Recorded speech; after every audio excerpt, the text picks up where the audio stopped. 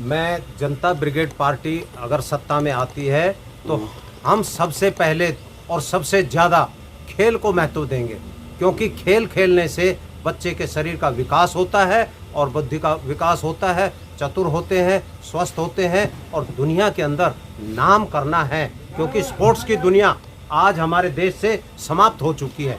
Sports के नाम से हमारे देश में क्या मेडल आया, पीछे ओलंपिक हुआ, ओलंपिक में क्या वो भी एक सैनिक लेके आया, गोल्ड मेडल लेके आया नीरज चोपड़ा, वो भी एक सैनिक, सेना ने ही प्रयास किया तो एक गोल्ड मेडल आया।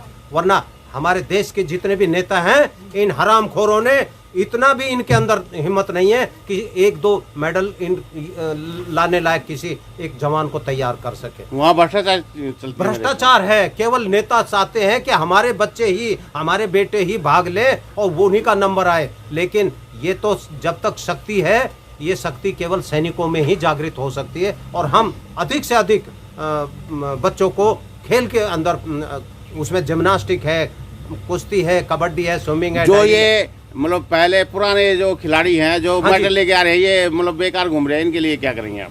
देखो, जो मेडल लेके आते हैं उनको पहले भी लेके आए हुए हैं, लेकिन बेकार घूम रहे हैं, हरियाणा में बहुत है। हाँ, उनको वरीयता देनी चाहिए, उनको सम्मान मिलना चाहिए, क्योंकि वो भी देश के हीरो हैं। और जो फिल्मों के अंदर जो पर्दे पर जो नाचते हैं वो कोई हीरो नहीं है। अभी तो उनको कोई नहीं पूछ रहा है, मैं उनको कोई हीरो नहीं मानता। और हीरो है तो असली हमारे देश के या तो सैनिक हैं या फिर खिलाड़ी हैं, क्योंकि ये दुनिया के अंदर नाम करते हैं। ऐसे को सम्मान मिलना चाहिए। नाचने वालों को कोई सम्मान की आवश्यकता नहीं है। नाचने वाले केवल मनोरंजन कर सकते हैं, बाकी मेडल नहीं ला सकते।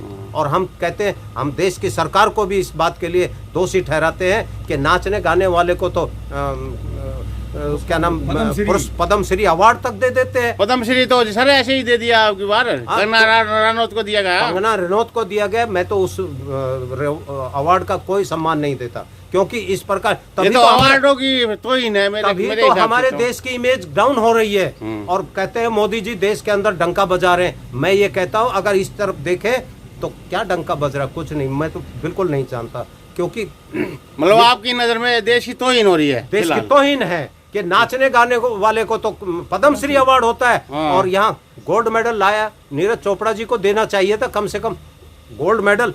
133 करोड़ की जनसंख्या के अंदर केवल एक ही मेडल आया, और वो भी एक सैनिक लेकर आया। उसको तो नहीं दिया पद्मश्री अवार्ड, उसको अर्जुन अवार्ड से घोषित करना चाहिए था। क्यों नहीं किया? अर्जुन अवार्ड देना चाहिए था, नहीं दिया गया। तो हम सोचते हैं कि हम तो सैनिक, अगर जनता ब्रिगेड पार्टी सत्ता में आती है, खेलों को महत्व देगी, खिलाड़ियों को भी महत्व देगी, खिलाड़ियों का भी सम्मान करेगी, अधिक से अधिक सम्मान देगी। और देखिए, नौजवान बच्चे बैठे हैं, ये देखिए इनके अंदर क्या कमी है। ये सैनिक इनको सैनिक बनने में क्या कमी है बताइए। और ये प्रयास कर रहे हैं इतने दिनों से, अभी शरीर को मेहनत करके इन्होंने दौड़ भाग करके तैयार किया, और अभी 3 साल से भर्ती नहीं हो रही। तो देश का जो है ना कितना बड़ा वो है। तो नमस्कार सर, आप भी कुछ बोलेंगे? हाँ सर, बिल्कुल। मैं बाल किशन यादव, मेरा घर सर घोरावल सोनभद्र में है। मेरा मोबाइल नंबर 9598055258। आपने देखा कि यहाँ पर चाहे कहीं पर भी आज लोग नेताओं को ही गाली दे रहे हैं। उसका कारण है, अगर सारा संविधान अगर भीमराव अंबेडकर जी ने लिखा है, सही लिखा, लेकिन जो राजनीति का संविधान सही नहीं बनाया साहब। जिस तरह से एक स्कूल में बच्चा होता है, एक साइंस लेके पढ़ता है, एक आर्ट लेके पढ़ता है, एक उससे भी कमजोर होता है, वो फेल हो जाता है, हाई स्कूल भी फेल हो जाता है, 8 भी नहीं पढ़ पाता और 7 भी नहीं पढ़ पाता। अब हमारा संविधान जो है, जो साइंस साइड से पढ़ा हुआ लड़का है, वो डॉक्टर बनता है, इंजीनियर बनता है और बैंकों में ड्यूटी करता है, सर्विस करता है। लेकिन उससे भी कमजोर जो आर्ट लेके पढ़ता है, वो IAS PCS बनता है। उस IAS PCS के अंदर अच्छा पढ़ने वाला लड़का जो है, वो बैंक में उसका असिस्टेंट रहता है। और उससे भी कमजोर जो आर्ट लेके पढ़ता है या पढ़ने में गधा होता है या आर्ट लेके पढ़ता है, IAS PCS उसके अंदर सब है। जो सबसे पढ़ने में कमजोर है, नंबर 1 का गधा है, वो नेता बनता है, और उसके अंदर सब लोग ड्यूटी करते हैं। तो ये कारण है, संविधान लिखने में गलती हुई है, कहीं न कहीं गलती हुई है। अब रही बात, आप आइए नेताओं के ऊपर। हमारी जनता ब्रिगेड पार्टी, हम लोगों ने वो संशोधन किया है। आज आप देख लीजिए कि मतलब आपका ये कहना है कि जो हमारे नेता हो वो भी पढ़े लिखे हों, उनके लिए भी कोई डिग्री होनी चाहिए। मैं बोलने जा रहा हूँ, कोई डिग्री होनी चाहिए। आज चपरासी की सर्विस होती है, बोलता भाई हाई स्कूल पास हो, हाँ। लेकिन नेता के लिए नहीं है। आज हमारी जनता ब्रिगेड पार्टी जो आई है, हम लोगों ने वो संशोधन किया, अगर हम जो नेता खड़ा करेंगे, जिसको हम टिकट देंगे, पहले उसका हम टेस्ट लेंगे कि क्या ये जनता को डीलिंग करने लायक है, इसकी लीडरशिप अच्छी होगी। ऐसा नहीं कि कोई भी गुरु कतवारू ज्यादा पैसा वाला है उसको हम टिकट दे करके और जनता को हम लुभावने का और बेवकूफ बनाने वाला काम नहीं करेंगे। आज जनता वो नहीं, आज जनता आज की समझदार जनता हो गई है, अब समझ चुकी है कि ये इन बेईमानों के चक्कर में अब जनता नहीं पड़ने वाली है। अब जनता वही करेगी, जिसको धन लुटाना है लुटाओ, लेकिन जनता वही वोट देगी जो सही आदमी है, उसी को वोट देगी और उसी को अपना हीरो बनाएगी। ये काम करेगी हमारी जनता।